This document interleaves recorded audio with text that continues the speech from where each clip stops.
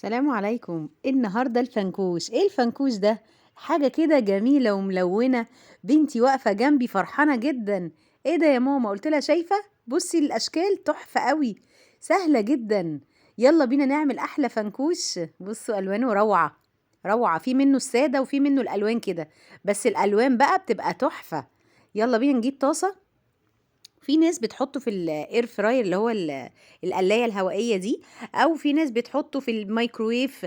انا هعمله في الطاسه كده عشان ما ياخدش ثانيتين، هحط عليه معلقتين زيت. وفي ناس بتغطسه في الزيت زي البطاطس، طبعا لا، هو كده دي خفيفه شويه. معلقتين زيت حلوين قوي. وبصوا بينفشوا ازاي، قمر شكلهم تحفه.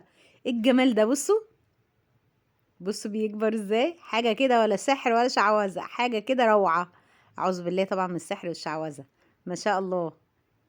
ايه الجمال ده؟ شايفين؟ بنتي فرحانه قوي عماله تقول لي يا ماما ايه الجمال ده. تحفه، سهله قوي، طريقتها تحفه جدا. شايفين قدامكم اهي، بص بتكبر ازاي لوحدها. لكن في ناس بتقليها في الزيت زي البطاطس كده، في زيت غزير. لا مش محتاجه والله، هي بص معلقتين كده زيت. وفي ناس ما بتحطش ولا نقطه زيت اصلا وتدخلها الميكرويف.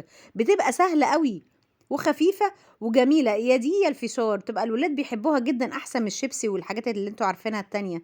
بجد جميله وسهله وموفره. وكام كل دول كده ب5 جنيه من عند العطار.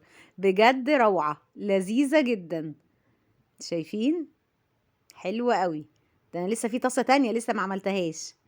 جميلة قوي. شايفين؟ بص بيكبر ازاي، بيتضاعف حجمه. حاجة سهلة قوي وفي البيت وهي نضيفة. تحفة. هتقلبيه كده. بصوا تحفة قوي، شكله جميل جدا. روعة روعة روعة. بصوا بصوا الالوان، بصوا الميكس، ايه الجمال ده. ساهل قوي ولا ايه؟ مقرمش قوي، كريسبي جدا. تحفة تحفة تحفة. خلاص هو كده استوى. يلا بينا نطلعه بقى في ايه، طبق التقديم بتاعنا. حطيناه في الطبق بتاعنا او البول. عايزة تحطيه في الكوبايات او في اطباق صغيرة كده، كل واحدة طبق. تحفة قوي. بصوا طعمه،